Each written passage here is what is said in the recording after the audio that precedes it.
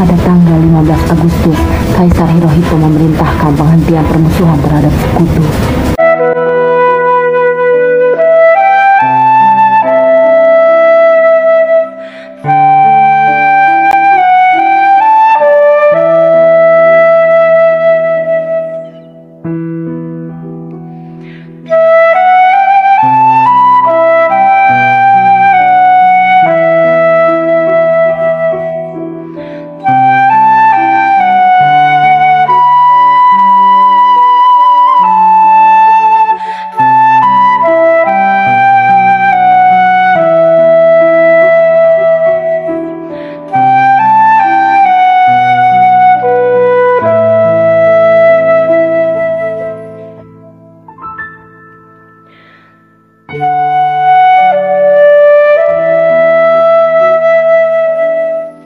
Berita gencatan Jepang ini pun terdengar oleh Sultan Syahrir.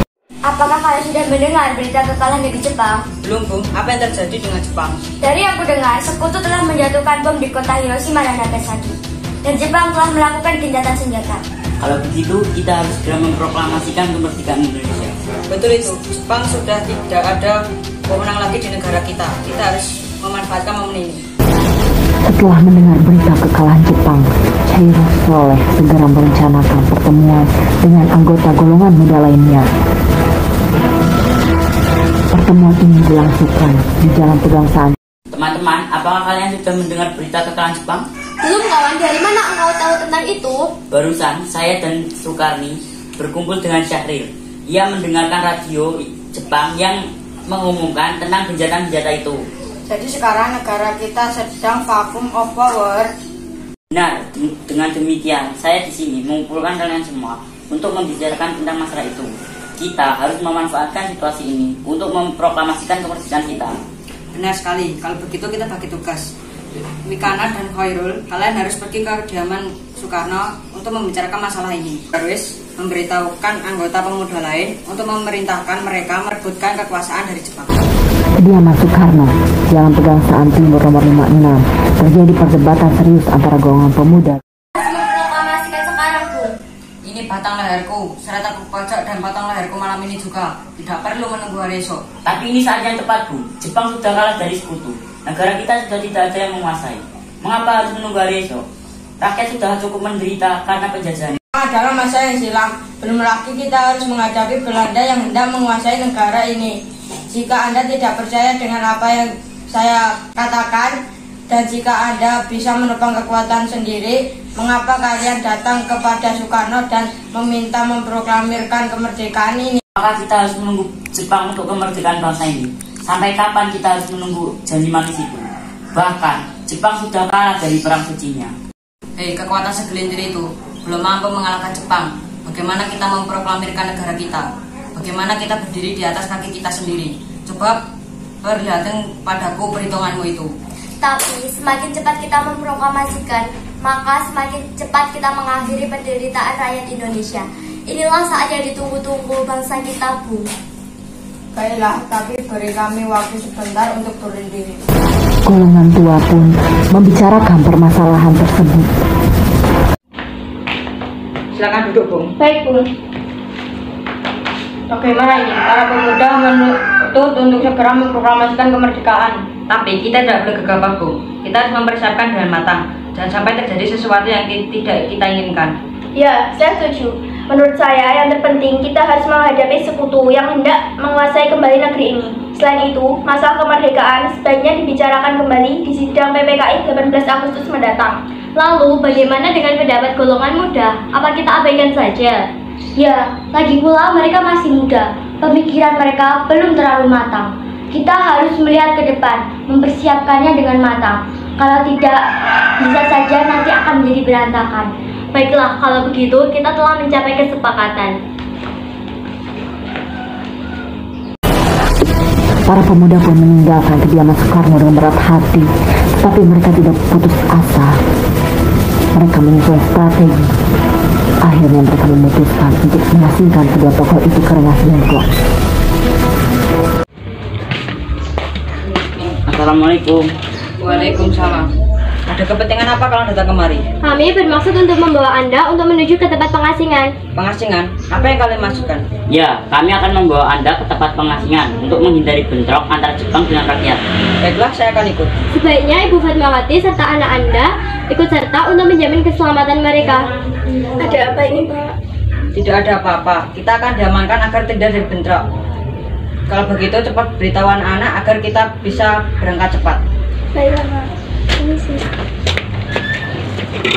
Hilangnya Soekarno dan Mohatta secara misterius di pagi itu menimbulkan kepanikan di kalangan para pemimpin di Jakarta. Bung, apa kau tahu di mana Soekarno dan Bung Hatta sekarang? Maaf, Bung, saya tidak tahu tentang itu. Katakanlah kepada aku di mana mereka sekarang. Aku akan menjamin keselamatan mereka ketika kembali ke Jakarta. Dan aku akan menjamin kemerdekaan keesokan harinya. Akankah kau bersumpah untuk itu? Kau bisa percaya padaku, nak. Baiklah, kami akan menunjukkan tempatnya di Rengas Dengklok.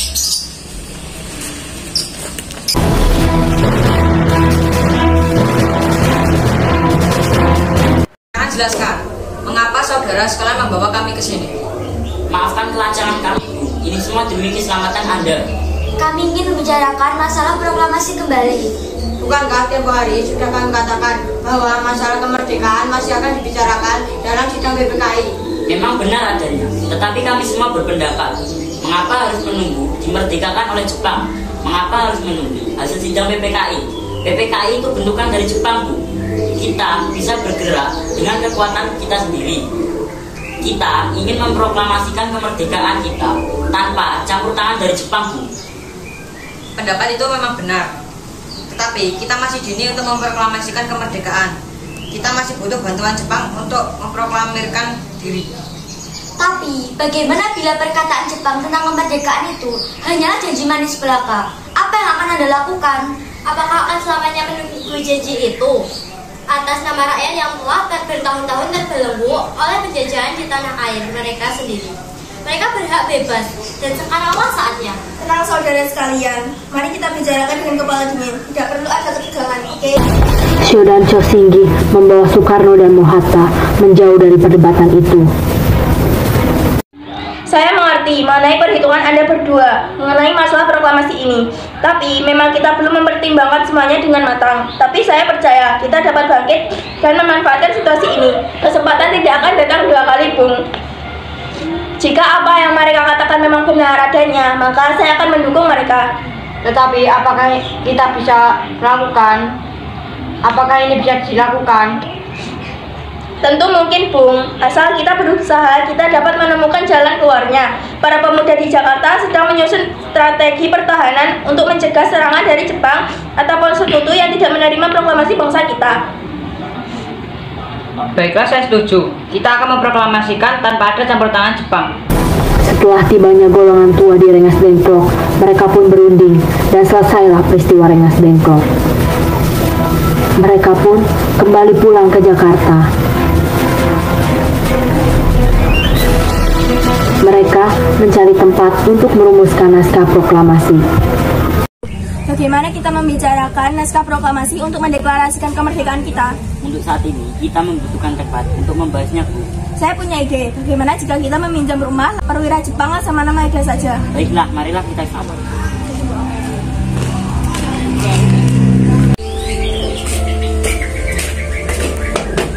Selamat siang. Selamat siang. Ada apa, Bu? Maaf mengganggu waktunya. Kami membutuhkan tempat untuk membicarakan kemerdekaan yang akan diselenggarakan pada keesokan harinya. Benarkah itu? Kalau begitu silakan masuk. Silakan gunakan ruangan apapun yang ingin kalian gunakan. Saya turut bahagia untuk kalian.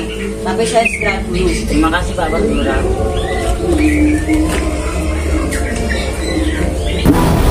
Perumusan proklamasi di rumah Laksamana Maeda pun segera dilakukan. Menurut saya, naskah ini jangan ditandatangani oleh anggota PPKI karena PPKI sendiri ialah lembaga bentukan dari Jepang. Kita sudah sepakat untuk melaksanakan proklamasi tanpa campur tangan dari Jepang. Ya, saya setuju. Bagaimana ini, Bung? Adakah di antara kalian yang mempunyai pendapat lain untuk menyelesaikan masalah ini? Bagaimana jika naskah ini ditandatangani oleh hadirin yang datang saat ini, seperti Amerika menandatangani teks deklarasinya? Jangan, kita tidak boleh meniru. Kita harus berbeda dengan bangsa lain. Lalu bagaimana dengan Bung Karno? Menurut saya, karena ini semua berkat jasa-jasa Indonesia, jadi atas nama bangsa Indonesia ya saja. Saya setuju dan saya punya usul. Bagaimana jika teks ini ditandatangani oleh Anda dan Bung Hatta atas nama bangsa Indonesia? Bagaimana? Saya setuju. Setelah semuanya setuju, Soekarno memerintahkan Sayuti Melik untuk mengetik teks proklamasi. Bung, Ya, tolong ketik teks proklamasi ini. Jaga teks ini baik-baik. baik Bu. Sayuti Melik pun mengetik teks tersebut. Semua persiapan proklamasi rampung pada pukul 4:30.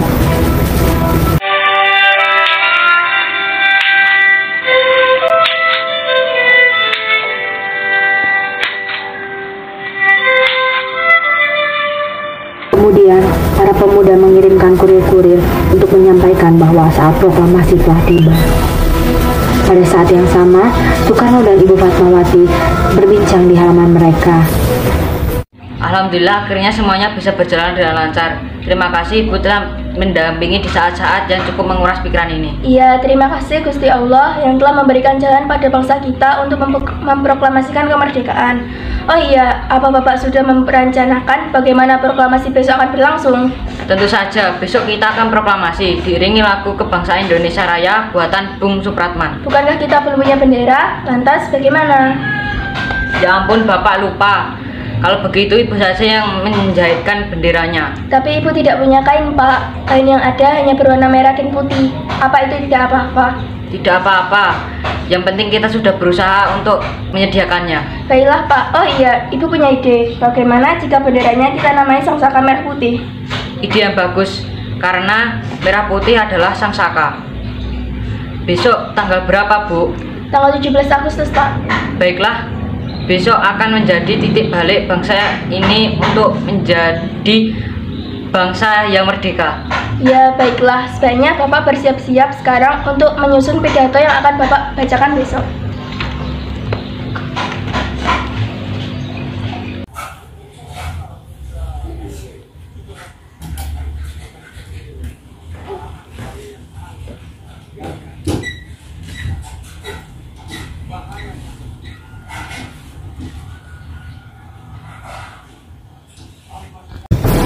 Proklamasi siap dibacakan dan bendera pun selesai dijahit dan siap dikibarkan. Murti, tolong kibarkan bendera merah putih ini sebagai tanda awal kemerdekaan bangsa kita. Baik Bung, saya akan menyuruh anak buah saya untuk mengibarkannya. Baiklah. Hei Latif, jaga baik-baik bendera ini. Kalian mendapatkan kehormatan untuk pertama kalinya mengibarkan bendera ini dalam sejarah Indonesia. Siap, saya tidak akan mengecewakan Anda.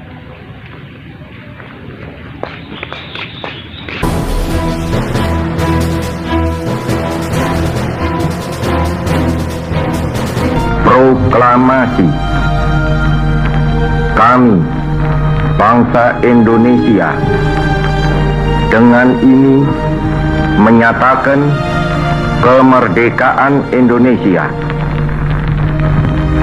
Hal-hal yang mengenai pemindahan kekuasaan dan lain-lain diselenggarakan dengan cara saksama dan dalam tempo yang sesingkat-singkatnya. Jakarta, 17 Agustus 1945, atas nama bangsa Indonesia, Soekarno Hatta.